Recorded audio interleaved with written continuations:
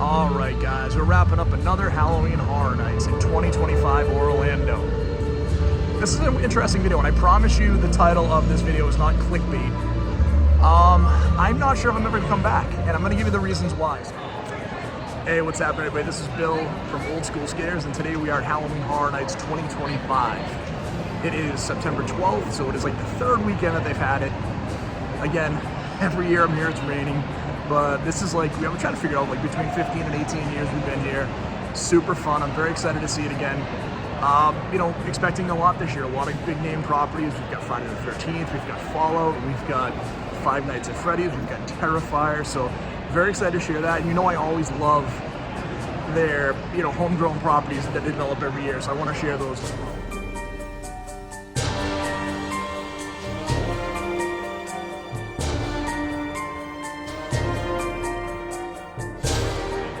Alright, so let's start with Terrifier. So Terrifier was really good. You guys know I do every year, I'll buy the Express Pass, and I'll actually do one ride without the Express Pass, and then I'll try it with it. So this year, Terrifier was my ride, because there's two paths. There's a bloodbath path and a dry path.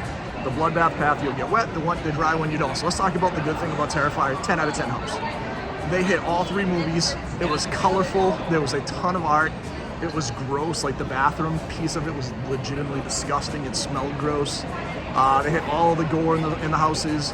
They had plenty of art in there. Like in art, the movie, he's there. And they actually hit 1, 2, and 3. Like you think about all the iconic scenes you want to see. You know, the girl getting sawed in half in the first one. The girl in the second one that's on the bed with the bleach getting poured on her. All the Christmas stuff in the third one. They hit all of it, including like art in the corner waiting to resurrect. The girl in the bathtub, right? So everything you'd want in a Terrifier is there. It is a 10 out of 10 house, one of my favorites I've seen in years. Excellent job.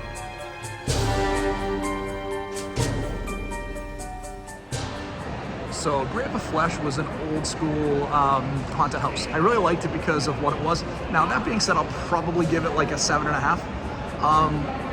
What was cool about it is it was like traditional old school haunted house.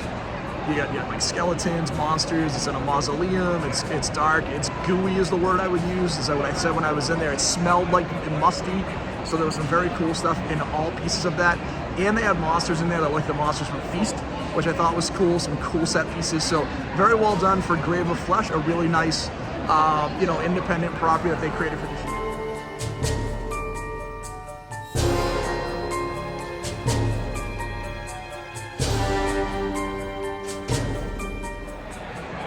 Man, Five Nights at Freddy's is such a tough house for me, right? So for Five Nights at Freddy's, I'm gonna give it a 6 out of 10. I just didn't think it was very scary, but it was great. Like the animatronics were great. It hit on the essence of the movie more so than the video game. There wasn't a ton of jump scares, but what was there was great. Like I said, the graphics were incredible. The animatronics were great. They created like their own homebrew video games for like in the pizzeria. Like going into the pizzeria at the beginning, that set piece was really good. So a lot of really cool stuff there. But at the end of the day, Five Nights at Freddy's is all about jump scares, and I feel like that was the least jump scary house I've done so far. So, like I said, I'd probably give it a 6 out of 10, but the animatronics itself are incredible.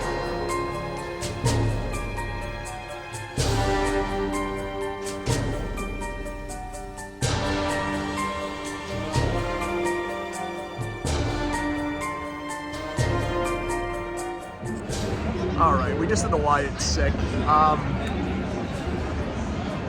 It wasn't very good. I think there was a kernel of an idea that was good. There was some weird stuff in there, like, you know, the WWE guys that work in behind the scenes are like dead and the Wyatts killed them. You know, I think if they had just stuck to the Firefly Funhouse what they had and the cabin they always kind of alluded to when Bray was still alive, it could have been very cool. If you guys that don't know, I used to be a pro wrestler. You know, this used to be a very cool thing for me. Like, I wanted to see this. I do still like what they try to do with the intellectual property. I just didn't think it was very good. I'm gonna give it a 5. I think there was a very cool piece at the end, and I'll give the actor who played Alexa Bliss in there did a great job, just like her. And then at the very end, they actually had the rocking chair with just a lantern to honor Bray, which I thought was pretty cool. But overall, it was rough. I'm pretty sure they had John Cena and The Miz were dead somewhere in there too. It's their mannequins, which is pretty wild. So interesting. I will hit the one thing I talked about last year: dark colored shirts this year, not the bright orange. Great job for that. It looks so much cooler. It's much more cohesive.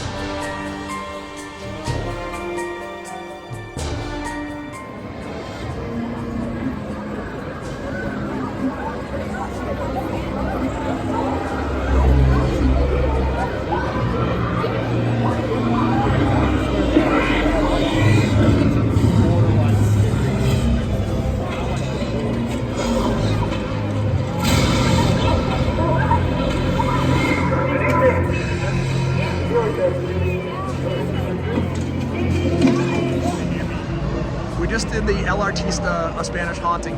Loved it. 9 out of 10. I walked out of it and I was talking to some folks at MetLine, and the conversation I had is said Universal's getting sued because that is the coolest, scary version of a haunted mansion. Like, it has a lot of the same set pieces, gargoyles, ushers, very much thrown back to like turn of the century. Great, very well done, looked incredible. Again, one of the coolest houses here, and I love the theming. Very much a haunted mansion vibe. So if you've seen that, but some really cool. There was one ghost when you first walked in that was really tall on stilts and had these really heavy footsteps that sounded awesome. So just very, very cool. Liked it very much. I would give it a 9 out of 10. One of the cooler houses I've seen tonight.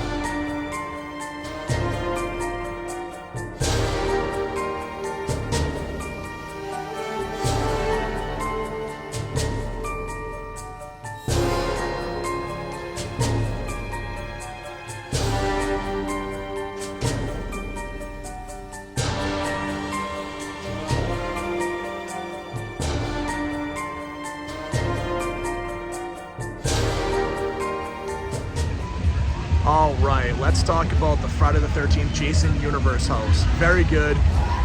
You know, I'm on the fence. This house is between like a 7 and a 9 for me. I probably will go 8. A few things that were very cool in the house. They hit on a lot of different versions of Jason. You had the, the iconic ka used the whole time, which was great. It was scary. There were a lot of Jasons. There was, towards the end, there was a very cool sense of unease and dread, which I thought was excellent in the house.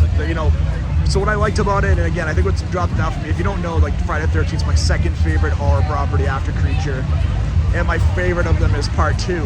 Now, they had set pieces from Part 2, but they did not use Baghead Jason. I get it, the hockey mask is way more iconic, but as you went through, it really did kind of hit the first 6 movies, skipping Part 5, so you had stuff from like 1, 2, 3, 4, 5, 1, 2, 3, 4, and 6, with very cool iconic pieces like, even like 7, right? You had the Volkswagen Beetle. Actually, that should have been Ginny's Beetle too. But there were just things that I saw that stood out to me. The cabin, Pitchfork Jason, Zombie Jason being reanimated by the lightning. So very cool, very good, close to great. I give it an 8. Not as good as a Terrifier, but a good house.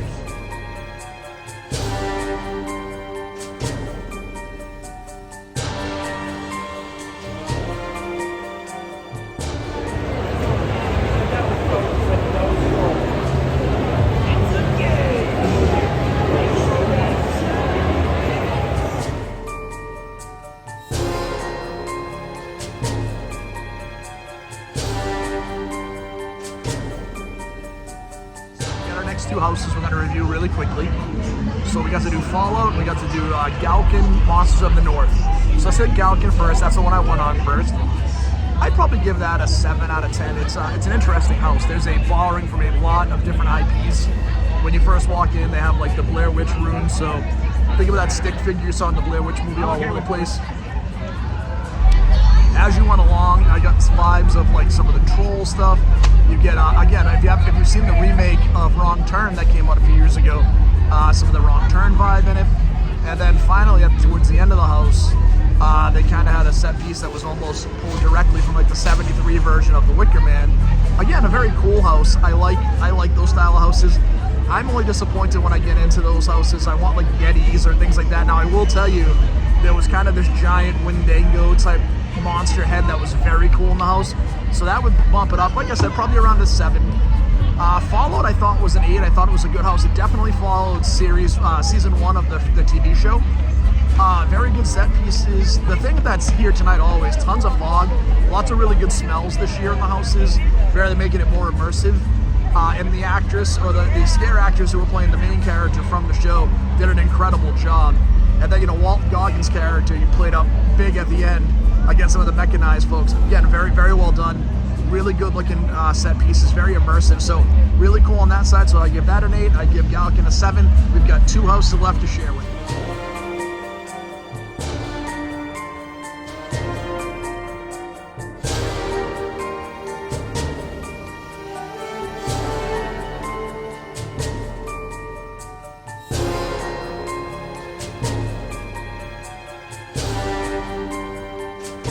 Dolls, Let's Play Dead was my sleeper house of the night so far. Another 10, it's like Terrifier. What a great concept. So you go into the doll house, you are with the dolls, and it's very much, think of Sid from Toy Story. The dolls have all been tortured, they're twisted, burnt, but they're angry, right? And you're in there with them. The first set piece is a giant rat trap with a tail missing. Just the tail of the rat, blood everywhere. It is great. And you have the protagonist, so the kid who's been tearing up all the dolls, comes through there. You go through the oven. You're in this you're this miniaturized version of yourself as you go through it. It was really good. Very pleasantly surprised. I had very low expectations. And once again, Universal with their own IP never surprises. They always have something really good. So that was one of my favorite of the night. Right up there with Terrifier. I'd give that one a 10 as well.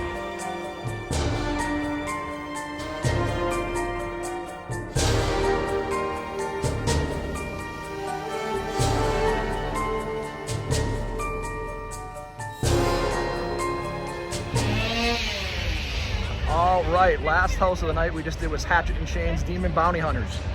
I give it another 9. It was very good. Love a Western. I always think if I can get a good horror Western, I will watch it every single time.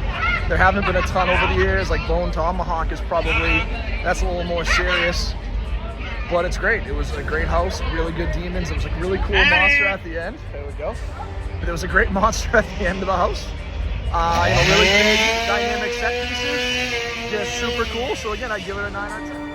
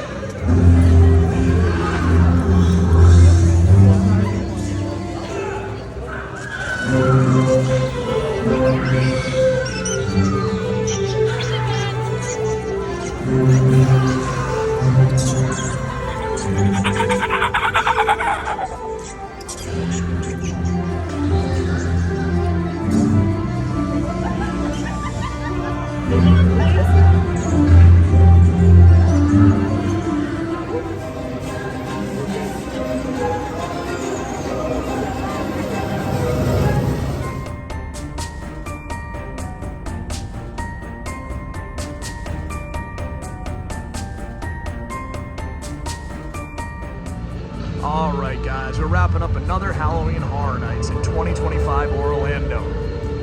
This is an interesting video, and I promise you the title of this video is not clickbait. I'm not sure if I'm ever gonna come back, and I'm gonna give you the reasons why. So let's hit on the good for Halloween Horror Nights again this year. Amazing houses, like some of the best I've had. The Terrifier was incredible. I really liked the Dolls Let's Play Dead. The Hatchet and Chains Demon Bounty Hunters was really good. Like, there were some really good houses this year. Jason was really good, right? The Spanish Nightmare, or I think that was called the Latin Nightmare, whichever one that was called, that was a really good house. Like, the only house that let me down that I thought was disappointed with was the Why It's Sick. And I thought Five Nights at Freddy's just didn't fully take advantage of that property from a jump scare, but the animatronics were great. So again, from an immersive standpoint, it was great. So let's talk about the 3 reasons why I think 2025 may be my last year. Now, I'm going to give you a big caveat. If there's an IP that comes out that I absolutely want to see, right off the bat, you guys know, Creature from the Black Lagoon, non-starter, I will be here that first day next year. No question. There are some other series that I would love to see, you know, some of the crazy old monster stuff. Like, if they ever decide to get wild and dive into, like, them and Tarantula, like, oh my God, I would be here in a second. But here's why it's tough. In 2019, I came here, I looked it up, my ticket cost $200. And if I wanted to come in at 3 o'clock, it would have cost me $30. So it is prohibitively more expensive. For one night for me to come here to fly down, stay in a hotel, and go to Halloween Horror Nights, it is like $800 minimum, which is crazy to me. The second thing is, and this is just maybe me, I think I'm just getting too old. Like, the walking kicks my butt. Now, that being said, I saw just so many people tonight that were just fried. By the time you're done at 11 o'clock or 12 o'clock, like, you've walked a ton of miles, 10, 11 miles, like, your feet are fried, and nobody has the energy anymore. Like, the problem is, and it's not Universal's fault, I'm not blaming them, so please don't take this as an indictment. They got nowhere else to put the houses, like, they have to use the space that they have. But it's so spread out, and they've tried. They've kind of merged some entrances together. Like, they've done their very best to make them closer together, man. By the end of the night, I'm listening to people in line. And you know what it is? It's not even a walk-in. It's a standing in line that just really wears on your joints. Like, people just get really tired. The last thing is just too busy. Like, there's not a place to slow down and just think or, you know, relax for 5 minutes and while you're there. And it's just a ton. So I think for me, like I said, while I think Halloween Horror Nights is as good as it ever is, it just may be for a younger person, and, you know, the Bill from Old School Scares in his 50s might be too old for this, or I just need to get into better shape. That's the reality. But again, the price piece is a big part too. So I'm not saying never, but there's a very good chance that this is the last year I come to Halloween Horror Nights. And if it is, I'm going to say thank you to Halloween Horror Nights. You've given me a lot of great memories, a ton of fun over the years. I appreciate you, but I think I've aged and priced out at this point in time. Guys, we'll have some stuff this year.